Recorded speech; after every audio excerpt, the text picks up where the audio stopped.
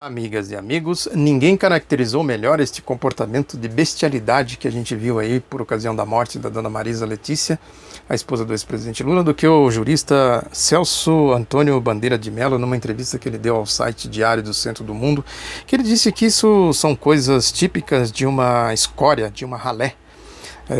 Ele diz que a classe média alta é constituída por uma escória.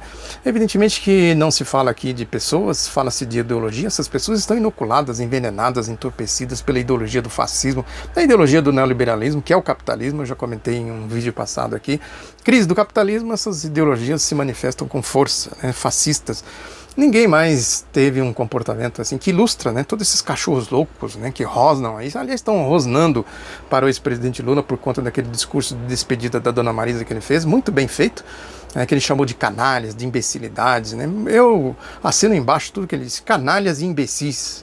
Exatamente isso, não tem outra característica. Não à toa estão rosnando, espumando os dentes para ele. Mas eu falava aqui daquele médico que pediu o assassinato da dona Marisa. Um comportamento de um troglodita, de um imbecil, de um canalha, que não vale nem a pena falar o nome dele aqui, porque ele é indigno de ter nome por esse comportamento dele aqui. Isso é tipo de gente, é a escória, a ralé que o Celso Bandeira de Mello fala aqui. Mas é importante a gente ligar os fatos com as origens, de onde vem isso, Por que tem essa ideologia tão exacerbada hoje no nosso país? É coisa que podemos dizer que raramente aconteceu na nossa história, essa ideologia de trogloditas, de canalhas. É exatamente a crise do capitalismo que eu falei aqui, que gera esse tipo de ideologia, mas tem a usina que gira esse comportamento bestial, que é exatamente a mídia. Não à toa ela criou a Operação Lava Jato com essa finalidade. A Operação Lava Jato não existe para outra coisa a não ser para criar esse ambiente de conflagração política, de bestialidade, que aliás eles têm esse comportamento de bestialidade. Tem uma matéria da Folha, por exemplo, que a gente vai andando, olhando, observando, basta olhar do lado que a gente vê claramente como eles giram essa usina do ódio. A matéria da Folha diz que não é só a Odebrecht que tem um departamento inteiro reservado para o pagamento que eles chamam de propinas, que diz que um ex-executivo da gigante Andrade Gutierrez também fez delação dizendo que lá eles têm isso também.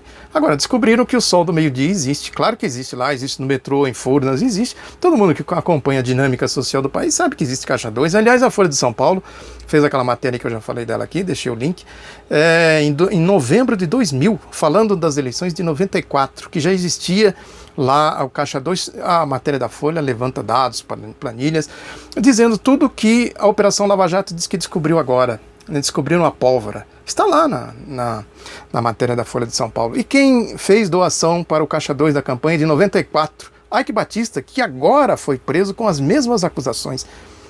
Quer dizer, o que ele fez lá em 94, sem falar em 98, que a reeleição do Fernando Henrique foi toda feita com envelopes passando por debaixo da mesa. É um escândalo, uma vergonha. A Operação Lava Jato não descobriu nada. Ela descobriu o que exatamente? Está investigando o que exatamente? E as delações, os depoimentos do João Santana, os depoimentos do Eike Batista, que ele foi lá espontaneamente na Operação Lava Jato para fazer o seu depoimento. O que fizeram de tudo isso? Absolutamente nada, varreram tudo para debaixo do tapete. Ou seja, é uma tremenda de uma picaretagem, uma vigarice. Tem aí também essa questão do filme, que eles estão aí anunciando, que chama-se Polícia Federal, a Lei é para Todos, que pretende abordar os bastidores da Operação Lava Jato. Aliás, são 3 filmes, um que vai ser lançado em 17, outro em 18, outro em 19, que eles dizem que tem a confidencialidade dos patrocinadores. É um mistério, Quem está patrocinando? Por que essa confidencialidade? É muito estranho. Assim como é estranho também essas visitas constantes deles aos Estados Unidos. Agora há pouco, por exemplo, surgiu aí a notícia que nos dias 6 e 7 de novembro, a Carmen Lúcia, a presidenta do Supremo Tribunal Federal, estará com o Sérgio Moro, ninguém menos do que o Sérgio Moro, numa palestra na Universidade de Colômbia em Nova York, que eles vão debater sobre corrupção e seus impactos no Brasil com foco na Operação Lava Jato. Por que com foco na Operação Lava Jato? E as corrupções de verdade que existem, a questão do Caixa 2, essa matéria da Folha que eu falei, do Banestado, lá de Maringá, que eles desviaram. O Sérgio Moro trabalhava com um dos integrantes da equipe que desviou 500 milhões de reais na época, atualizados, passa de 1 bilhão de reais e outras coisas mais. Quer dizer, a corrupção só existe na Operação Lava Jato, mas o que existe mesmo de corrupção? O que eles apuraram de corrupção na Operação Lava Jato? Dados concretos, fatos, né? Falam em Lula, Dilma fala, principalmente Lula. Agora, cadê a prova? Quem delatou Lula? Né? Cadê um documento, alguma coisa que seja concreta para dizer que existe corrupção conforme eles dizem que existe?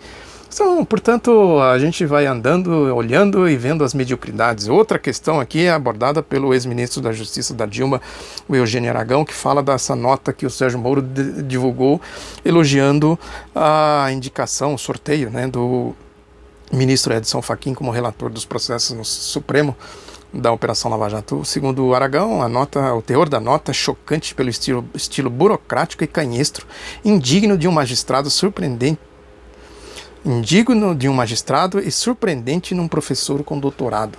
Eles são medíocres, já falei aqui, toda vez que eles têm que falar alguma coisa, revelam as mediocridades deles.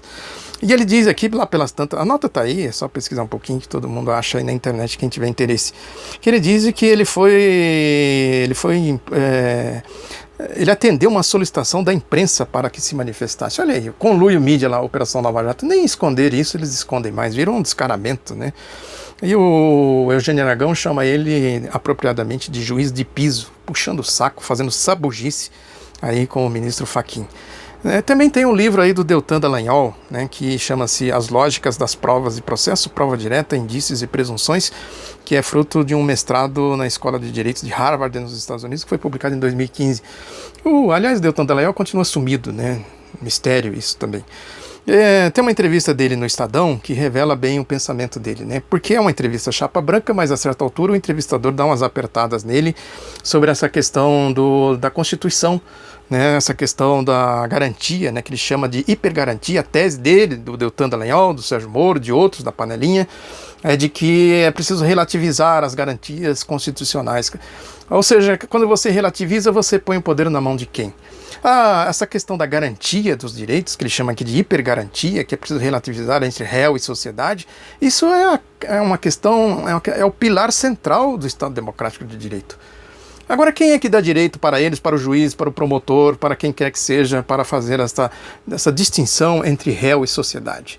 Algum direito divino? Eles foram enviados aqui pela providência divina, de acordo com Aliás, eles andam nessas igrejas pregando isso, essas igrejas de fariseus que tem por aí, né? Evidentemente que não são todos, né? Podemos dizer que a grande maioria não é composta de fariseus, mas eles são fariseus mesmo, hipócritas, né? Vão lá pregar esse tipo de coisa. Aliás, esse tipo de comportamento das igrejas faz parte também do aparelho ideológico, né? Um aparelho muito forte de difusão dessa ideologia do ódio, coisa que é completamente contraditória pelos princípios, né, do que deveria ser uma religião, principalmente a religião cristã. Todas as religiões, enfim, mas como eles são cristãos, por isso que eu estou dizendo da religião cristã. E aí o entrevistador vai apertando ele nessa questão do indúbio pró-réu, que eles querem relativizar isso, né, e ele vai se embananando todo, e o entrevistador apertando ele cada vez mais. Eu vou deixar aqui para vocês o link e o trecho, porque o Estadão restringe o acesso, né? Quem não conseguir acessar pelo link vê o trecho que ele fala aqui. É medíocre, né? E lá pelas tantas o entrevistador diz para ele: se você quer mudar, por que você não faz de acordo com as regras democráticas? Se candidata a deputado federal, a senador, e você vai lá mudar as coisas, né? Não fazer colher assinatura por aí, essa fajutice desse projeto dele aí, das 10 medidas contra a corrupção, politicagem barata, né? Que ele anda fazendo por aí. Aí ele diz, é bem típico dele, né? Que ele diz, eu gosto de ouvir as divergências, aí entra naquela linha do veja bem. Ou seja, veja bem, a partir daí não se vê mais nada com clareza, né? Só embromeixo, enrolação. Enfim, é um comportamento típico dessa gente, dos que giram a usina do ódio. É daí que vem esses comportamentos de imbecis, de canalhas, né? De esses trogloditas muito bem caracterizados aí pelo Bandeira de Melo como a ralé, né, como a escória da sociedade. O complemento é o lixo ideológico da sociedade. A sociedade vai evoluindo e vai deixando esses lixos aí pelo caminho. Né, nós estamos nos deparando com esses lixos ideológicos dessa ralé, dessa escória. Muito obrigado pela atenção. Divulgue o outro lado da notícia. Até a próxima.